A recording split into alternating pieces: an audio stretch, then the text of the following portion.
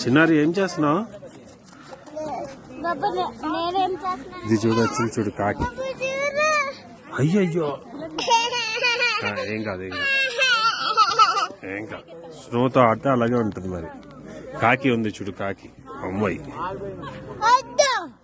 కాకి నో చెప్పు, కాకి గో చెప్పు.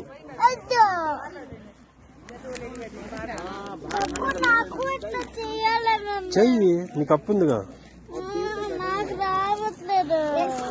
ఎందుకు అట్లా పెట్టావు కదరా?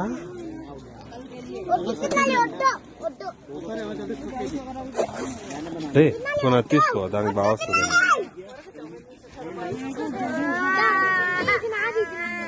రే కావాలంటే